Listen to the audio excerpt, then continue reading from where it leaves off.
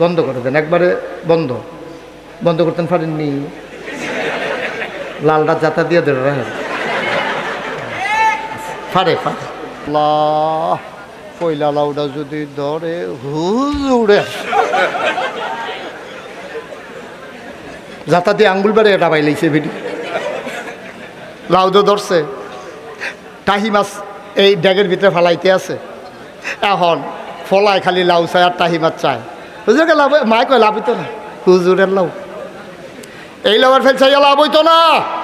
ডুহি ফিরা খাইলে মিঠাই দিয়া খাইতে পারবা, টাহি মাছ লাউ দিয়া খাইতে পারতা না, হুজুরের লাউ নিয়ত করে রাখছে। আরে অহনো মানুষ আলেম ওলামারে আমরারে কত সম্মান করে রে। লজেনদের লগে, লজেনের লগে কাডি দি, আগে যে আমরা কাডি লজেন খাইতাম, মনে আছে নিও? এই যে কাডি লজেন খাইতাম, লজেনদার যেই দাম কাডিদার সেই দাম। সুবহানাল্লাহ কইতেন না? আপনি মুরুক্ষ সুবিধা কি? আপনি বইয়া থাকে, আপনি বইয়া থাকে। ওই আল্লাহওয়ালা মানুষের যেই দাম, দেখা যাবে আপনি সাধারণ মানুষ, আপনিও সেই দাম পাইয়া গেছেন। সুবহানাল্লাহ বলবেন না? কতই স্বপ্ন দেখায় সোনার বাংলা, দুধে ভাতে বাঙালি, মাছে ভাতে বাঙালি, ডাইলে ভাতে বাঙালি। আমরা দেখলাম যারা ক্ষমতার মসনদে আরোহণ করেছে তারা আঙ্গুল ফুলে কলা গাছ হয়েছে, পরিবর্তন হয়েছে তাদের ভাগ্যের। আমার খেটে খাওয়া মানুষ, রিক্সা শ্রমিক জনতা, তাদের ভাগ্যের বদল হয় নাই। টপ টু বটম, চৌকিদার থেকে শুরু করে সর্বোচ্চ লেভেল পর্যন্ত পাওয়া গেল চিটার আর বাটপাড়ার হেডকোয়ার্টার। এই বাংলাদেশ এটা ভারত উপমহাদেশ ছিল। 1757 সালের 23শে জুন পলাশীর আম্রকাননে নবাব সিরাজউদ্দৌলাকে পরাজিত করে বাংলাদেশে ইংরেজ লাট বাহাদুরেরা ক্ষমতা দখল করেছে। আমার নবাব সিরাজউদ্দৌলাকে পরাজিত করে ওরা ক্ষমতা দখল করেছিল 200 বছর। 1947 সালের 14ই আগস্ট এই ভারতীয় উপমহাদেশ থেকে ইংরেজরা বিদায় হয়েছে। ইংরেজ যাওয়ার পরে এই ভারতীয় উপমহাদেশটা দুইটা ভাগ হয়েছে, একটা হলো পাকিস্তান আর একটা হলো হিন্দুস্তান। পাকিস্তান ছিল দুই ভাগ, পূর্ব পাকিস্তান আর পশ্চিম পাকিস্তান। পশ্চিম পাকিস্তানের মানুষগুলা তারা ছিল শিক্ষিত, তারা ছিল জোরওয়ালা ক্ষমতাওয়ালা, তারা আমরারে সহজ সরল ভাইয়া আমরা তারা ফাট করতো। ফাট করতে করতে ফাট লইতে লইতে গাঙ্গের আইলো বইয়া, খালের কাছে বইয়া ফাট লইতে লইতে বেড়াইতে আর আঙ্গুলের সিফাত গা হইতো, ফাওয়ের সিফাত গা হইতো, ওইতো নিও। এরপরে এই গাও মজানের লেগিয়া তারা মেহেন্দি দিয়া রাখতো। ফলা মানে আবার আইসি করতো, দাদা আপনি মন্দির দিয়া রাখছেন বিয়া, কার না গাও বিয়া। এই মেহনত করে করে আমরা তারা ফাট করতো। আমরা তারা চিনিগুড়া, কালিজিরা, সুগন্ধিযুক্ত চাউল আমরা তারা ফলাইতো, এটি খাইতো পশ্চিম পাকিস্তানের তারা। আমরার ফাট দিয়া কার্পেট বানাইতো, আদুনজি জুট মেলো, এটি রাখতো পশ্চিম পাকিস্তানের এলিট পার্সন যারা তাদের বেডরুমে, ড্রয়িং রুমে। আমরা সরল সরল মানুষটি সেইটা গেছে গা বেড়া মেহনত করাম আমরা আর আরাম করবি তোরা। 1971 সালে 26শে মার্চ এক মহান ঘোষণার ছেলে কি হয়েছে তোমার? কই যাইতেছিল তুমি? চুপ করে বসা, এদিকে তাকাও। হাতে উঠে হাতে মনে করছো অন্য হুজুর। দাদা সিফা দিয়া বইয়া থাক, তুই নমুনা কি চাইতেছে হচ্ছ সামনে ফিডে ফিডি হইতেছে। 1971 সালে 26শে মার্চ এক মহান ঘোষণার মাধ্যমে আমার দেশের খেটে খাওয়া মানুষ যার যা আছে এটা নিয়ে যুদ্ধ শুরু হয়েছে। 1971 সালের 16ই ডিসেম্বর পৃথিবীর মানচিত্রে নতুন করে একটা দেশের নাম জায়গা করে নিল। দেশের নাম আমার সোনার বাংলা। আমি তোমার আজব কারবার কি জানেন? 200 বছর শাসন করলো ইংরেজরা, 23 বছর শাসন করলো পাকিস্তানিরা। দেশ স্বাধীন হয়েছে 1971 সালে, আজ হইল 2026 সাল। হইয়া গেছে আপনার কি কয় 55 বছর। কয় বছর হয়েছে? আমার কথা কেন, কয় বছর হয়েছে? 55টা বছর হয়েছে দেশটা স্বাধীন হয়েছে। আচ্ছা ওই ফুরান কথাটা নবীজি না কয় বছরে সোনার মানুষ বানাইছিল? Fine, thank you. নবীজি সোনার মানুষ বানাইলো 23 বছরে, আমরা ইংরেজরা করলো 200 বছর, পাকিস্তানিরা 23 বছর, স্বাধীন হইলাম আমরা 55 বছর। আমরা দিয়ে ওখানো মানুষ হইতাম পারলাম না, ভালো মানুষ হইতাম পারলাম না। ওহন দিয়ে আমরা রাস্তার গম খাইয়ালায় হগিন্নি বেডির লেগে বিস্কুট এসে সেই বিস্কুট খাইয়া বইয়া থাকে আমরা তারা দিয়ে বুটের বাক্স লই উঠতে দেয় দৌড় আমরা এত তা নইল কেরে কারণ হইল একটাই আমরা কেন সোনার বাংলা বানাইতে পারলাম না এত বছর পরেও কারণ হইল নবীজি সোনার মানুষ বানাইছিল কোরআন দিয়া আমরা সোনার মানুষ বানাইতে চাই কোরআন সাইডা দিয়া কারণ যা হওয়ার তাই হয়েছে নির্বাচনের আগে মানুষগুলো একরকম ফাঁস করার পরে হয়ে যায় আরেক রকম মাসায় এই ভারতীয় উপমহাদেশে কোনো নবী আসেন নাই তাইলে আমরা মুসলমান হইলাম কেমনে এই ভারতীয় উপমহাদেশে সব ছিল হিন্দু অন্য জাতি মুসলমান ছিল না আমরারে মুসলমান বানাইছে কেডা আমরারে মুসলমান বানাইছে এখানে আল্লাহর অলিরা আগমন করেছে আল্লাহর অলিরা ইয়া এরপরে এই বিভিন্ন জায়গাত গিয়া আরে বুঝাইয়া এরপরে থাকবো গো হুজুরে কার বাইত রাখবো হগলে লুপ্পি করে হুজুরে হুজুর আমরা বেতাই ভুইয়া বাড়ির তারা কয় আমরা হালানি গেছি রে তোরা সরকার বাড়িতে হয়ে যাবি গা আমরা কি ফুচে গেছি গা আমরা আলগা ঘর আছে না আমরা ঘর রাহাব ভুইয়া বাড়ির সরকার বাড়ির তারা কয় আমরা কাম লাগলে হুজুরের লেগে বিল্ডিং করে লাভ হুজুরে কইছে ও এই ফাট্টাফাট্টির দরকার নাই নিরপেক্ষ জায়গায় মসজিদরা লগে দিয়া আমার ছোট্ট একটা ঘর তুললা দিলে এই রে আমার ঘর এইটার নামে খানকা সুবহানাল্লাহ কইতেন না আমি এখনো থাইকা আপনারা যায় দেন চাইল দেন আমার একটা মুড়িদ আছে তেল আন্দা দিব চাউলটি কুদ্দু সিদ্ধ করে দিলে লগে দুইটা আলু দিলে ভর্তা বানাইয়া ডিমটা যদি আপনার দিতেন মনে করে দেশি মুরগার চাউড়া আমরা ফেসবুক দিয়ে বুনা করে কারো সময় সাইডে দিয়ে ধন্যবাদ সিটা দিয়ে এখানে কী হবো এই কোনো মতে আমরা খাইয়ালাম এই আপনারা এটা টেনশন করে না ফাট্টাফাট্টির দরকার নাই তখন এই হক্কানি পীর মাশায়েখরা এমনি মানুষ বানাইছেও ওই নবী যে দায়িত্ব দিয়ে গেছে এই দায়িত্বটা সুবহানাল্লাহ কয় না রে এটা আফসুস কিটা জানেননি অক্ষরে সহজ করে বুঝাইয়া কই আমরার দেশ বাপ যখন মারা যায় ফুটাইতে তখন ওয়ারিশ হয় এটা উত্তরাধিকার সূত্রে এটা স্বাভাবিকভাবে হয় এটা লেখা কেস মামলা লাগে না বেল দরবার করণ লাগে না বাপের যত ফুট এটা অটোমেটিক সরকারের পক্ষ থেকে তাদের নামে বন্টন না ওয়ারিশনামা চাইয়া তাদের বন্টন অটোমেটিক হইয়া যায় মনে করেন আপনার 2 ফুট একজনের নাম করিম আরেকজনের নাম রহিম আপনার নাম মুখলেসুর রহমান খেয়াল করেন সিহন কথা মুখলেস ভাইয়ের কয় ফুট আমার কথা কেন তো কয় ফুট আরে ইয়া জাম কালারের পাঞ্জাবি কথা কোন না কেরে হ্যাঁ বারো মুখলেস ভাই সাহেবের 3 ফুট আমি 2 ফুট কই কি বিফুট পড়ি গিয়ে উদাহরণ এবার মনে করছে হ্যাঁ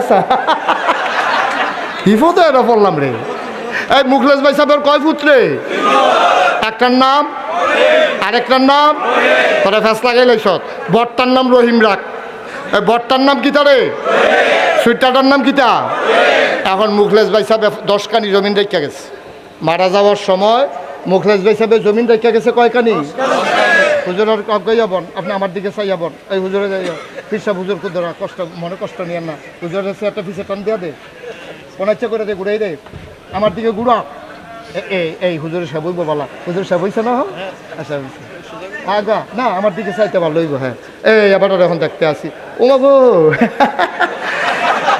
বড় হুজুর দিয়ে এখনো বইয়া রইছে রে ফারুকি সব দিয়ে আইয়া বলছে তোরা কই বিনা আমার কাছে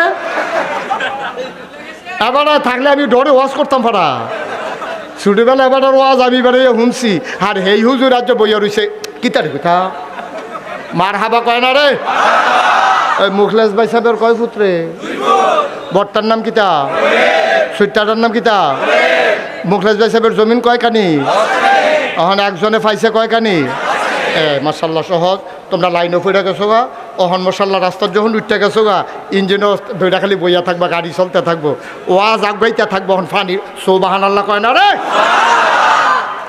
মুখলেস ভাই সাহেবের না কয় ফুট জমিন না কয়খানি জনে না পাইছে কয়খানি বটটার নাম রহিম সুইটাটার নাম এই বটটা লক্ষ্মী হয়েছে তে প্রাইমারি স্কুলে চাকরি করে আবার বিয়াও করছে আরেক প্রাইমারি স্কুলের শিক্ষিকা এখন দুজনে মিল্লা চাকরি করে দেশি মুরগা পালে আঁশ ফালে আবার ওই বটটা রহিমডা তে আবার একটা গাই দোয়াল গাই কিনে আনছে 2-3টা ছাগলও আনছে মার্শাল্লাহ বছরের মাথাত এই সুইটাটার নাম বাদাইল্লা বিয়া করছে আরেক বাদাইল্লার এই জি এইটা নিয়ে হুতে ঘুমের তো উঠে 11টা ফার্মের মুরগা দিয়া প্রত্যেক দিন ভাত খায় এই খ্যাত কয়দিন পরে বছরটা ঘুরছে না ওই সুইটার ভরটায় ওই যে ডিম বেচ্চা ছাগল বেচ্চা মুরগা বেচ্চা গায়ের দুধ ছাড়াইছে ডেহারা বেচ্চা কয়টা টেহা হয়েছে পরে তে মাশাল্লাহ একখানি ক্ষেত কিনার উপযুক্ত হয়েছে। আর হেতে গিয়া সুইটারা এই বাদাই লাগিনি কইরা একখানি ক্ষেত বেসনের উপযুক্ত হয়েছে। জিজ্ঞেসে ভাই সাহেব আমার তো নমুনা ভালো না, টান ফুটে গেছে গা খরাই টরাই কি না, আমি তো একখানি ক্ষেত বেচালা বাইরে ব্যস্তে ভাল লাগে না, আব্বার ক্ষেত অন্য মানুষ ইয়া সইব, নিজে রাখতাম পারি আর না পারি সোহের পানি পড়বো, আপনি ভাই সাহেব রাখিয়া দেন। বড় ভাই সাহেবে কয় হ আমিও কিছু টাকা পয়সা জমা হয়েছে, বাইরে আর বেসনের দরকার নাই, চাচারে ডাক দে বইয়া উপযুক্ত একটা দাম দিয়া রাখিয়া দেন। অহন বছর খানিক গেছে পরে বড় ভাই সাহেবের রয়েছে একখানি সুইটারটা, বড় ভাই সাহেবের ফাঁসের লগে এক যুগ হয়েছে, সুইটারটার ফাঁসের লগে এক বিউ গইছে। অহন বড় ভাই সাহেবের কয়খানি? তোমরা কইলাম অঙ্কর্ষি হইতাছি কইলাম। এখন বড় ভাই সাহেবের ছয়খানি, সুইটা ভাই সাহেবের কয়খানি? 4খানি। 5 বছর গেছে পরে এই সুইটারা ভিডারা ব্যস্ত ঘুরে 4খানি বেচা শেষ।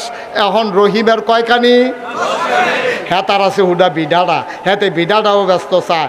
অহন সিঙ্গুলা বাজারও, সিঙ্গুলা ওই সামনের দোহানো, ওই রায়পুর দোহানো বইয়া বইয়া মাইসে কয় মুখলেস ভাই সাহেবে 2টা ফুট জন্ম দিয়ে গেছিল রে, বরটা একটা লক্ষ্মী শুনে হয়েছে রে, একটা বেড়া একটা 5টা বছর ঘুরতে পারছে না, তে 10খানি খেত করে লাইছে। আর সুইটটা রয়েছে একটা বাদাইল্লা, তে একটা খারাস হয়েছে, তে এই বেচ্চা তারে বোয়া এই সুইটটা এই বেতে ক্ষেত্রে বাহের দিনের ক্ষেত্রে রে কি সোনা যেমন ক্ষেত্রে রে, মেইন রোডের লোকে সিটাগাঙ্গা রোডের লোকে ক্ষেত 100 ক্ষেতের দাম কয় টেহা, এই বড়বড়ায় এইটা বাদাই লাগিরি কইয়া সেরা তো এই সবজি ক্ষেত বেচা বেচা খাইছে। অহন সবাই মিল্লা এই সিঙ্গুলা বাজারের মুড়ো কি কয়, কয় বটটা একটা সুফুত হইছে রহিমদা, আর করিমদারে কয় তে একটা কুফুত হইছে। বটটা কি জোরে কোন, বটটা কি সু ফুট পর্যন্ত কোন লোক সু কইলে বুঝালা, বটটা কি তারে আর সুইটাটা কি কু। এই মুখলেস ভাই সাহেব 2 ফুটে ওয়ারিস, ওকে ফাক্কা ওয়ারিস, সমান সমান ওয়ারিস, কিন্তু বট্ট হয়েছে সুয়ারিস, সুইটার হয়েছে কুয়ারিস। নবীজি আলেম ওলামারে কইয়া গেছিল আল ওলামা ওয়ারাসাতুল আম্বিয়া, ওলামায়ে কেরামের ওয়ারিস। এই মুখলেস ভাই সাহেবের 2 ফুটে একটা যেমন সু আর একটা যেমন কু। নবীর ওয়ারিস আলেম ওলামা, একদল হয়েছে সু আর একদল হয়েছে কু। সু যারা তারা জীবন দিছে, রক্ত দিছে, ইসলাম দ্বারা অজ্ঞাই ডাউনের লাগা মামলা হয়েছে, হামলা হয়েছে, যাই জুলুম নির্যাতন নিছে, তারপরও তারা ইসলামকে বিক্রি করে নাই, ঠিক কিনা বলো। আর আরেক তারা টুপিটা লাগাইয়া দাড়িটি রাখিয়া পাঞ্জাবিটা গাও দিয়া সুরমা তোর কাজল দিয়া কখনো বিলাত ফরায়, তো এরকম সাজ্জা সুজ্জা গিয়া বিলাত ফরাইয়া মুরগা সালুন দিয়া ভাত খাইয়া 50টা টেহা লইয়া তো ইসলামটারে বেচে আইছে করিম মাটার মতো। তাইলে মুখলেস ভাই সাহেবের 2 ফুটের ভিতরে একটা সু আর একটা নবীর ওয়ারিসের ভিতরে একদল সু আরেক দল কু, যারা নবীর সুরত লইছে কিন্তু ইসলামটারে ছাইয়া রাখছে না। আরেক তারা সুরত যেমন তেমন সুরতও রাখছে, সিরতও রাখছে। তারা কইছে রে নবীর ইসলামের দিকে চোখ তুল্লা চাইবি না, মরছি না রে অহনরে, অহন মরছি না, ইসলাম লইয়া যা মন্ডায় ধরে তা কইবা, বেড়ায় চিনছোলা তামা তামা করালা, মামলা দিবা দাও, হামলা করবা করো, ফিটবা রাজি আছি, রক্ত দিবা রাজি আছি, মামলা হবে, হামলা হবে, জেল জুলুম নির্যাতন হবে, প্রয়োজনে জীবন দেওয়া যাবে, ঈমান দেওয়া যাবে না। রাজি আছো কিনা হাত তুলে দেখা।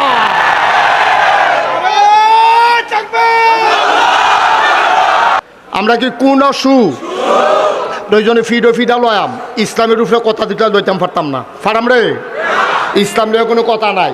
এই কাম দিয়ে আল্লাহর ওলিরা করছে রে। ফ্যাস্টি লাগলো কোন সময়, যখন এই ফিরা লিডারে ব্যবসা বানাই লাইছে, ফিরা লিডার যখন আয়ের পথ বানাই লাইছে, বাপ মারা গেছে, ফুতেরে ফিরসাব বানাইছে। এই ফুতে তখন যোগ্য অযোগ্য অথর্ব শিক্ষিত তেদ ফিসা মুড়ি দে টেহা দেয়, তে হইতে হইতে খায়। এই শরীরটা বানাইতে বানাইতে বানাইতে বানাইতে তখন গুলমূল্য হয়ে গেছে গা। তার হাত কখনো ফাও কখনো নাক কখনো চোখ কখনো আতাই আতাই আবার করণ লাগে। ঠিক নি রে, মাগ না তো, আরে মাগ না তো, তো বুঝছে না। তার কান্দে কত্তরা দায়িত্ব, তা তো কইরাইয়া কান্দনের কথা, সে চিল্লাইয়া কান্দনের কথা, তারপরও খানা যাওয়ানোর কথা না। তে বইয়া থাহে আর বাইসে যায়, এই বাদ খানা শেষ হইলে এই মুড়িদের বাদ খানা শেষ হইলে সেই মুড়িদের বাদ যায়, সেই মুড়িদের বাদ শেষ হইলে সেই মুড়িদের বাদ যায়। তা আতফাইতে আফতাহে খাইতে খাইতে এমন খাদ্য হইছে তার তখন সবসময় এমনি থাকে। কারাই জানি এমনি ঘুরাই দিছিল, আবার ঘুরে গেছে গা। এই লইতে লইতে এমন খাদ্য তৈছে, তো হগিন নিবিটির টেহা খায়, তো রিক্সাওয়ালার টেহা খায়। ফিস সাপ মানি তুমি বইয়া বইয়া খাইবে আব্বা, এই কথা কে কইছে?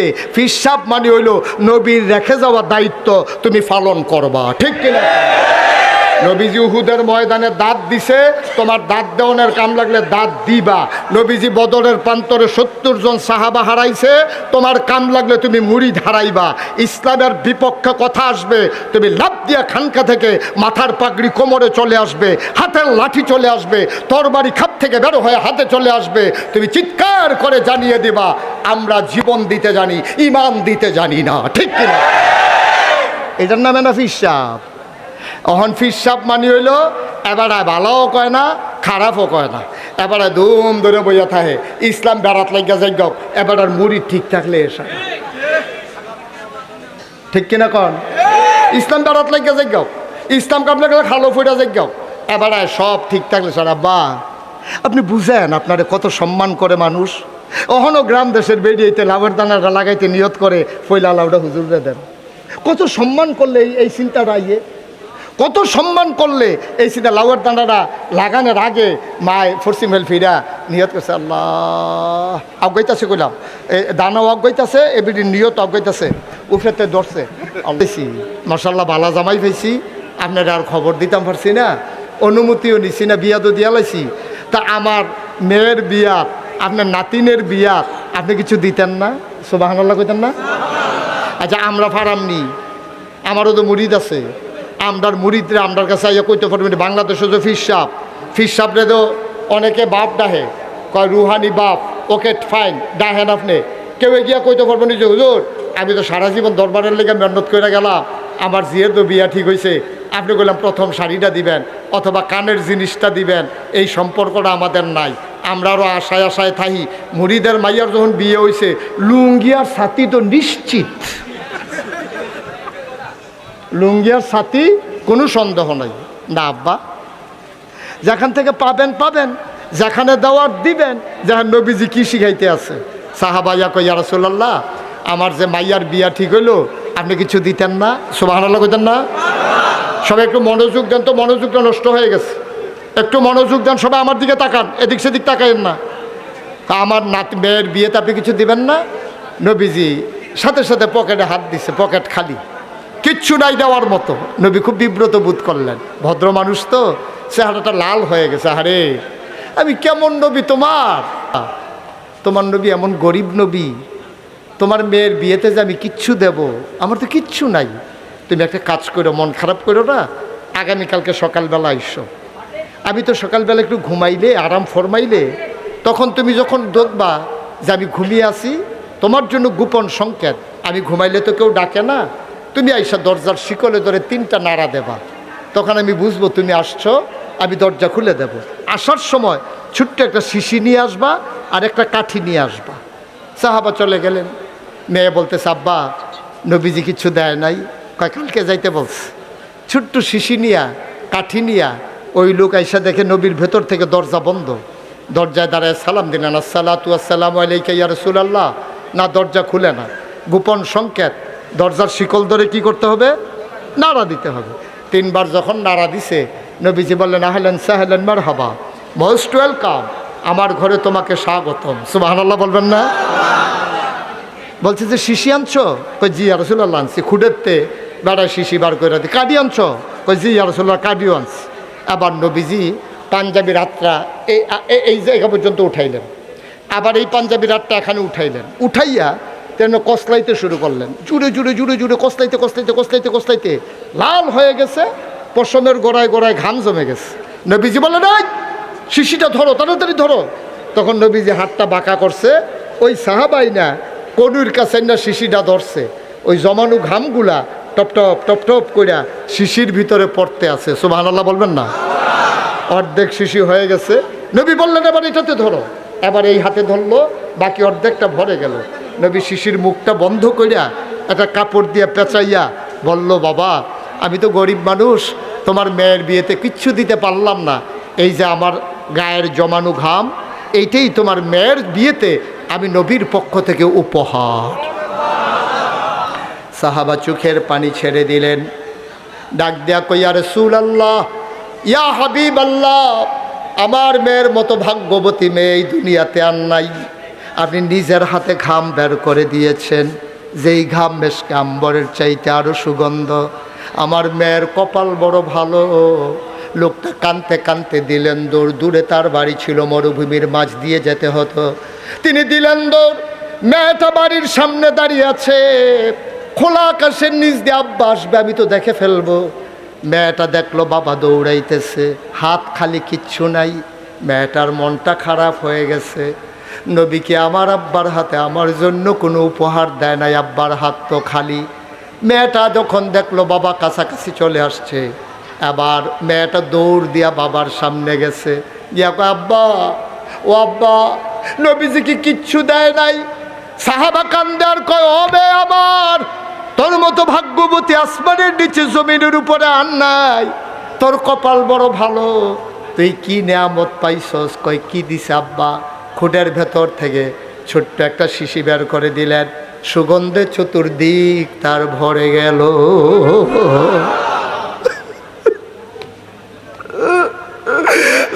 ডাক দিয়া কয়, তোর কপাল বড় ভালো। নবীর পসিনা মুবারক নিজের হাতে উনি বের করে দিয়েছেন, এটাই তোর জন্য বিয়েতে উপহার। মেয়েটা কান্দার কয়, আব্বা, ও আব্বা, আমার নবী যদি দুনিয়াটা দিয়ে দিত আমি এত খুশি হইতাম না। নবীর গায়ের আতর পাইয়া আমি যত খুশি হইছি। আতরের শিশি নিয়ে দৌড় দিলেন, একটা ফুটা বের করে হাতের তালুতে নিয়া নাকে, মুখে, চোখে, বুকে, সারা অঙ্গে মেখে মেখে লাগালেন। ও বন্ধু, তাফসিরে এসেছে যে যখন ঈদ আসত, বিয়ে হইতো, মেয়েটা আতরের শিশিটা বের করতেন, একটা ফোঁটা আতর নিয়া নিজের গায়ে মাখতেন।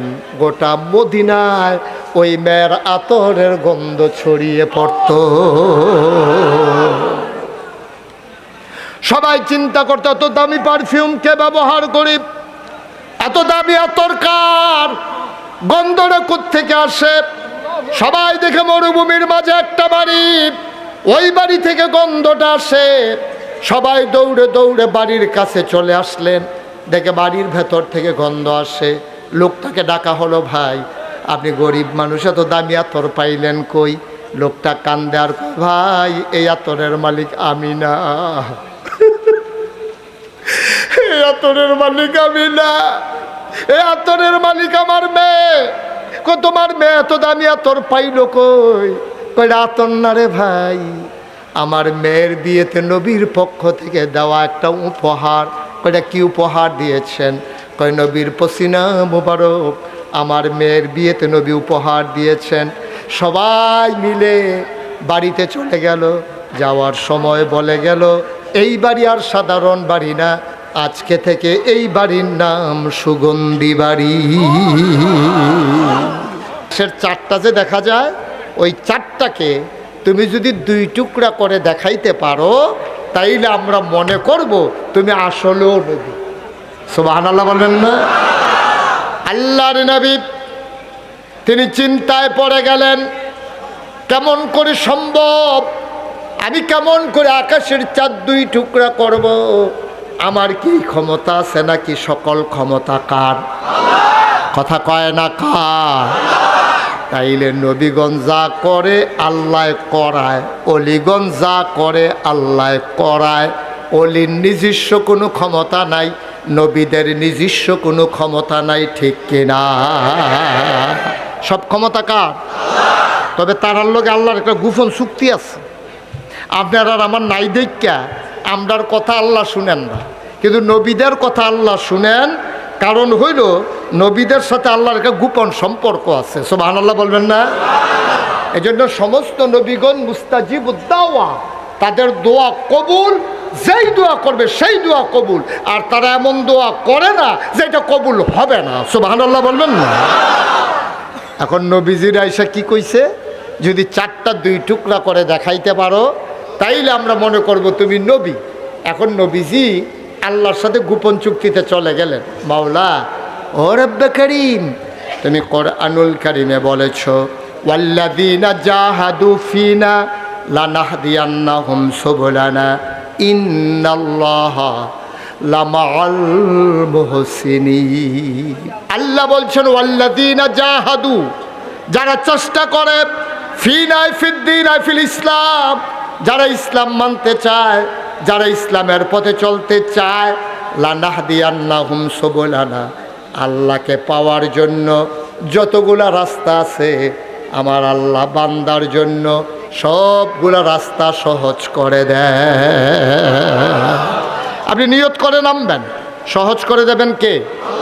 আপনি আজকে মাহফিলের ভিতরে যদি নিয়ত করেন, ইনশাআল্লাহ আমি যদি বেঁচে থাকি, আল্লাহ আমি নিয়ত করলাম আমি ফজরের নামাজ পড়তে চাই, দেখবেন আল্লাহ আপনার নিয়ত যদি দৃঢ় হয়, আপনার নিয়ত যদি গাঢ় হয়, আপনার নিয়ত যদি শক্ত হয়, আপনার নিয়ত যদি খুলুসিয়তের সাথে হয়, অবশ্যই কোনো না কোনোভাবে আল্লাহ আপনাকে উঠাই দেবেন, এতে কোনো সন্দেহ নাই। সুবহানাল্লাহ বলবেন না?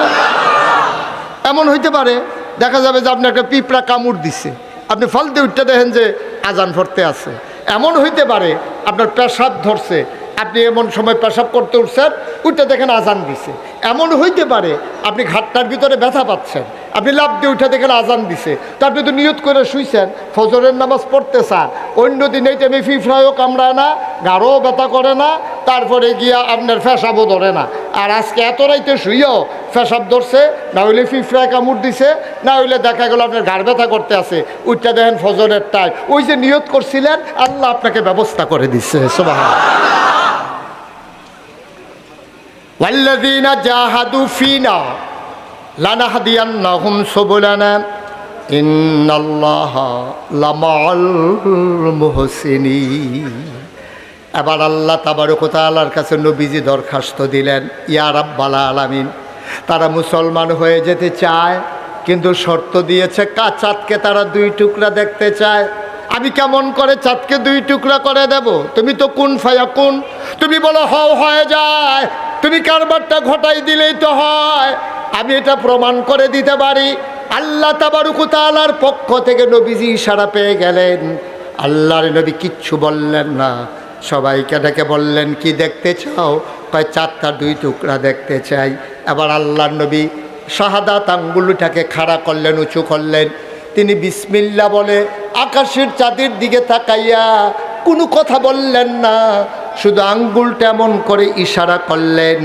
তৎকালীন জামানায় পৃথিবীর মানুষগুলো দেখলো আকাশ একটা, আকাশের মাঝে চাঁদ 2টা।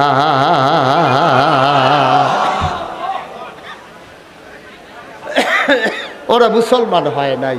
ওরা বলল, আরে আমরা তো মনে করছিলাম তুমি নবী হইতে পারো, কিন্তু এখন তো দেখলাম তুমি বড় জাদুঘর, তুমি 2 টুকরা সাত করে ফেলো, তোমার মতো বড়, তুমি তো ছোটোখাটো জাদুঘর না। নাউজুবিল্লাহ বলবেন না?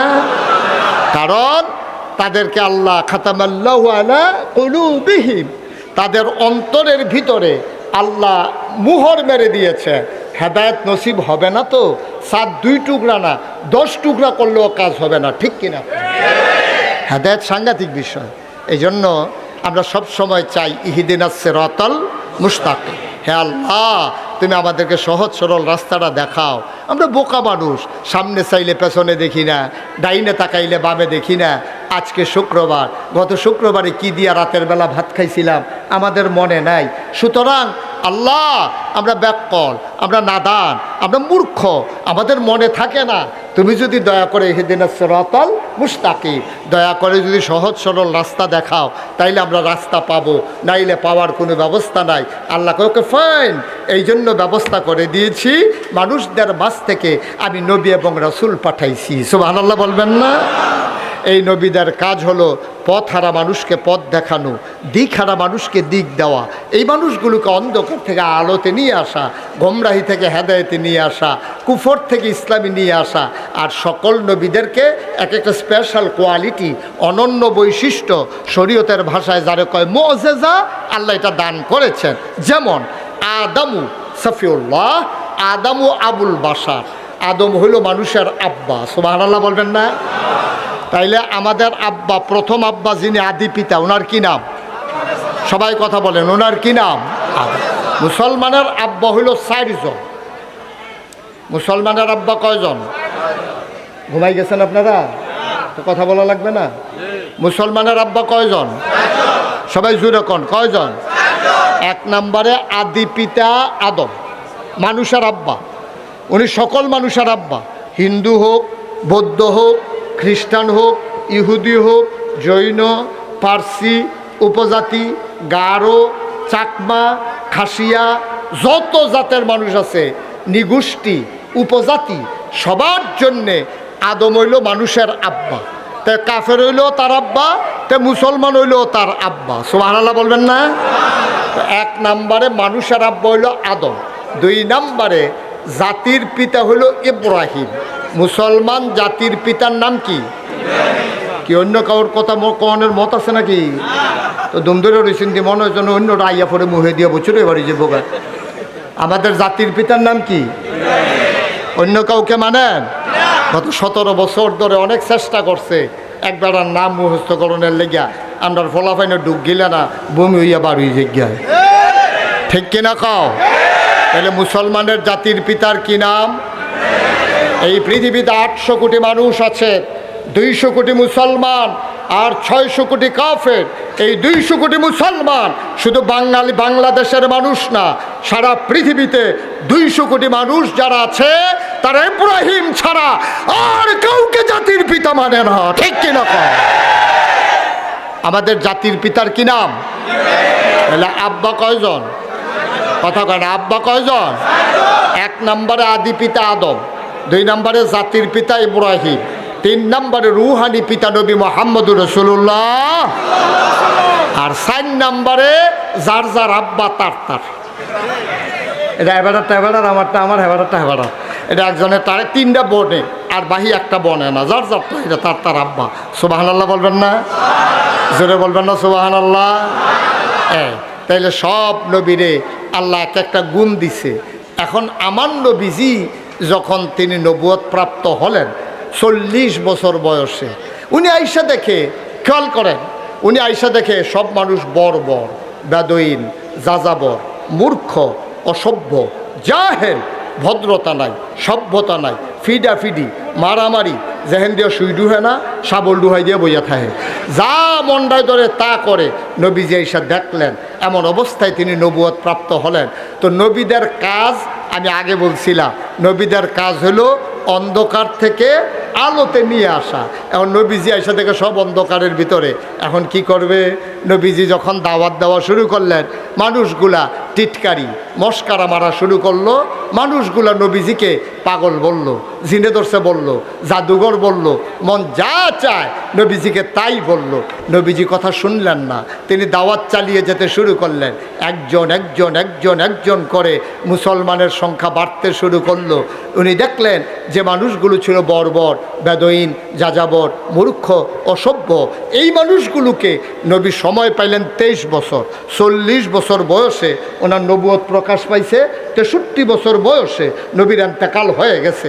মক্কায় 13 বছর, মদিনায় 10 বছর, মোট 13 বছর সময় পাইছে। এই 13 বছরে আল্লাহ নবীজি এই অসভ্য মানুষটিরে সভ্য বানাইছে, মূর্খ মানুষটিরে শিক্ষিত বানাইছে, তারপরে অভদ্র মানুষগুলোকে ভদ্র বানাইছে, যাযাবর বেদুইন মানুষগুলোকে সুশীল আধুনিক বানাইছে। এই অভদ্র, অসভ্য, বর্বর, বেদুইন, যাযাবর, মূর্খ মাত্র 23 বছরে তাদেরকে বানালেন সুশীল, ভদ্র, আধুনিক, আল্লাহওয়ালা, পরহেজগার। সুবহানাল্লাহ বলবেন না? কয় বছরে? কথা কয় না, কয় বছরে?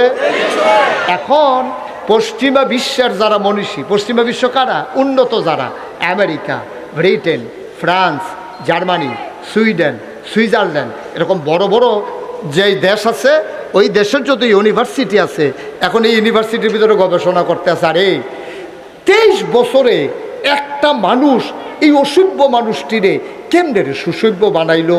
তার আর তখন খুব খেয়াল করে, তখন একটা ইউনিভার্সিটি নাই, একটা কামেল মাদ্রাসা নাই, একটা দাওরা হাদিস মাদ্রাসা নাই, একটা ফাজেল মাদ্রাসা নাই, একটা মেশকাত পর্যন্ত মাদ্রাসা নাই, একটা বিশ্ববিদ্যালয় নাই, একটা ডিগ্রি কলেজ নাই, একটা ইন্টারমিডিয়েট কলেজ নাই, একটা হাই স্কুল নাই, একটা দাখিল মাদ্রাসা নাই, একটা প্রাইমারি নাই, প্রি প্রাইমারি নাই, নৈশ শিক্ষা নাই, গণশিক্ষা নাই, মসজিদের খুতবা নাই, ওয়াজ মাহফিল নাই, আলেম ওলামা নাই, নাই বলতে কিচ্ছু নাই, টেলিভিশন নাই, ডিশ নাই, চ্যানেল নাই, ল্যান্ডফোন নাই, কুরিয়ার সার্ভিস নাই, পোস্ট অফিস নাই, মোবাইল নাই, নাই বলতে কিচ্ছু নাই, রাষ্ট্র নাই, রাজধানী নাই, উপজেলা নাই, জেলা নাই, ইউনিয়ন নাই, ওয়ার্ড নাই, ওয়ার্ড কাউন্সিলর নাই, এমপি নাই, মন্ত্রী নাই, সংসদ নাই, নাই বলতে কিচ্ছু নাই, একটাও কিচ্ছু নাই।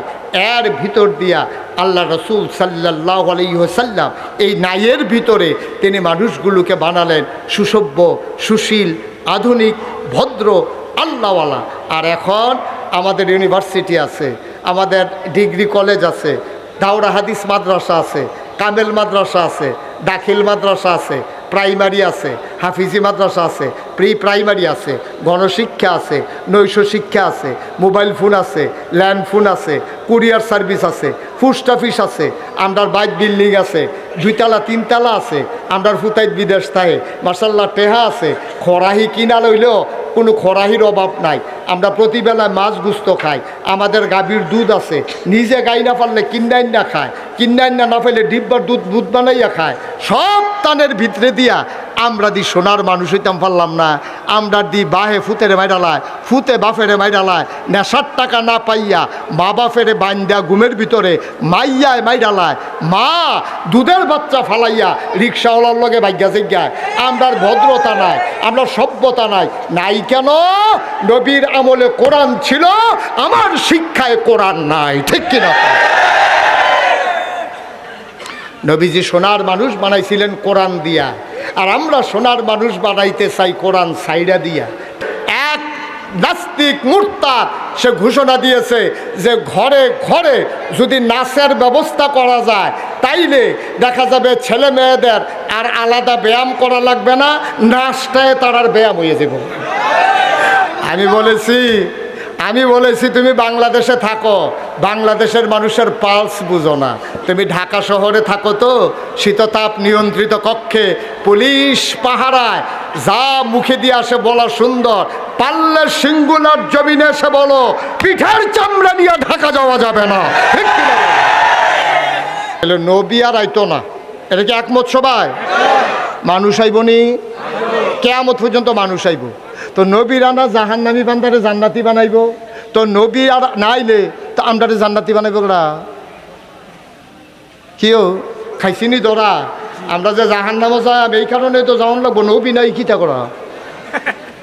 নবী তো আগের তারারে তো নবী জান্নাত লয়ে গেছে গা, কারণ আমরা নবীও নাই, আমরা বোধ আর জান্নাতও যাইতাম পারতাম না। নবী যে আর আইতো না, আমরা নবীটা জানিনি, আমার কথা কেনা জানিনি। তার লাগে নবী যাওয়ানের আগে, দুনিয়াতে বিদায় নেওয়ানের আগে ডাক দিছে, কইও তোমরা, কই রাসূলুল্লাহ আমরা তো এখনই আছি। কই শোনো, আমার পরে কইলাম আমার নবী নাই, আমি কইলাম শেষ নবী, মানুষ দোয়াইব, তখন আমার দায়িত্বটা কেডা পালন করব? আমি তোমরা একটা দায়িত্ব দিয়া যাই।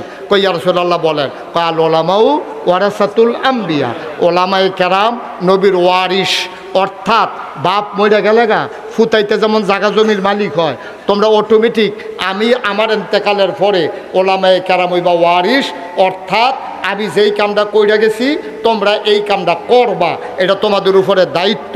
মারহাবা কইতেন না?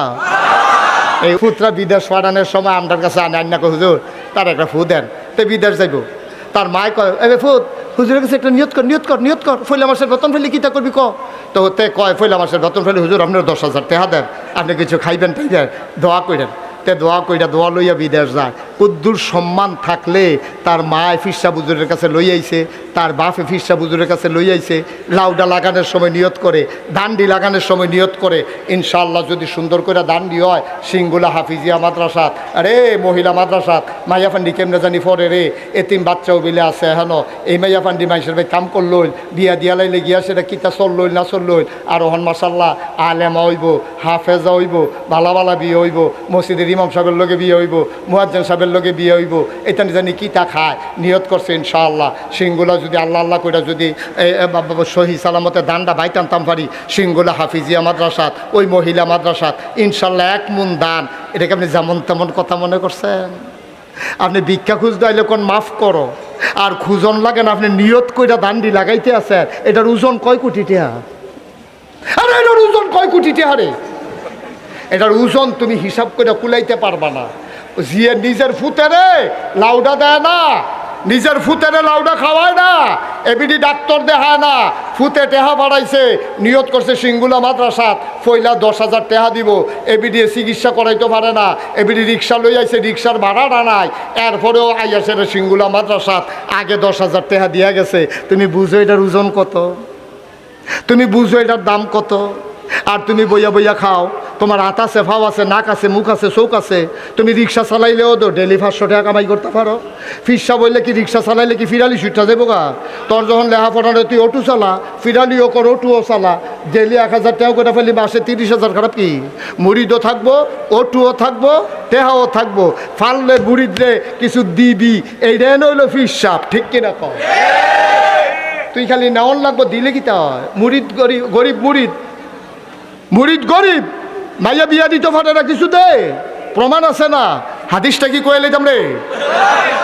সুবহানাল্লাহ কয় না রে? আরে কত মজার মজার কথা, তোমরা তো পড়তা চাও না, শুনতা চাও না, খালি মোবাইল টিপবা, সিফাত বইয়া বইয়া। মন দিয়া শুনো, নবীজি বইয়া রইছে। এই খেয়াল, কারা বইয়া রইছে? কারা বইয়া রইছে? নবীজি বইয়া রইছে। এক সাহাবা আইছে, বেদইন। এই হাদিসটা আমি পাইছি তাফসির ইবনে কাসিরের ভিতরে, ইবনে কাসির দামিশকি রহমাতুল্লাহ আলাই। আমি আর কোথাও এই হাদিসটা পাই নাই, খুব খেয়াল করেন। উনি আনছে যে নবীজি বৈশা রয়েছে, এমন সময় এক বদু বেদুইন সাহাবা আসছে, আইসা আসসালাতু আসসালামু আলাইকা ইয়া রাসূলুল্লাহ। পারেন না সবাই? সবাই পড়েন, আসসালাতু ওয়াসসালামু আলাইকা ইয়া রাসূলুল্লাহ, আসসালাতু ওয়াসসালামু আলাইকা ইয়া হাবিবাল্লাহ, আসসালাতু ওয়াসসালামু আলাইকা ইয়া শাফিয়াল মুজনুবিন, আসসালাতু ওয়াসসালামু আলাইকা ইয়া রাহমাতাল লিল আলামিন। সুবহানাল্লাহ বলবেন না? মরুভূমি গ্রাম দেশের মানুষ, নবীজি বৈশা রইছে, গ্রামের সাহাবা মদিনায় মসজিদে নববীর সামনে আসছে।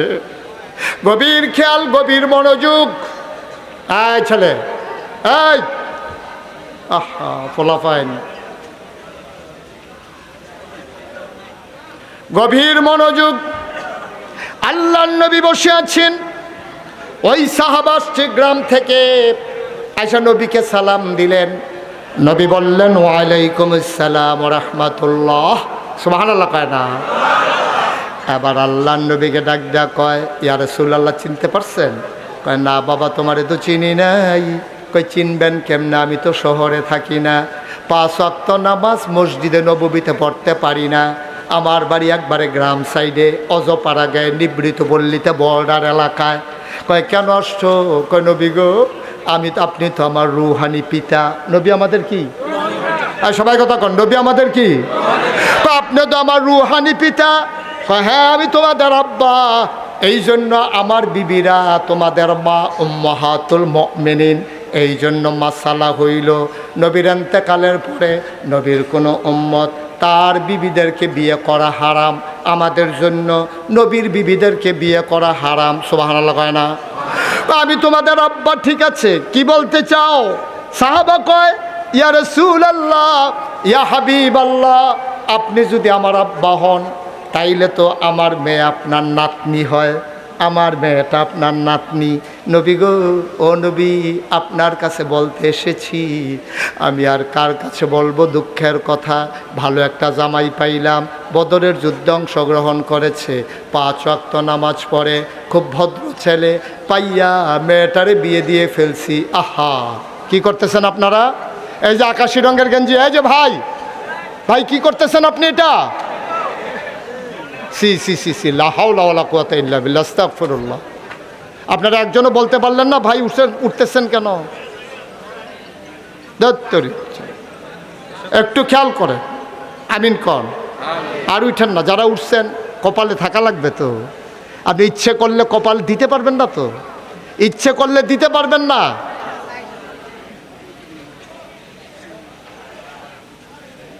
আর দিবেন না আমার দাওয়াত? আর দিয়েন দাওয়াত, মনও থাকবো আমার আপনারা।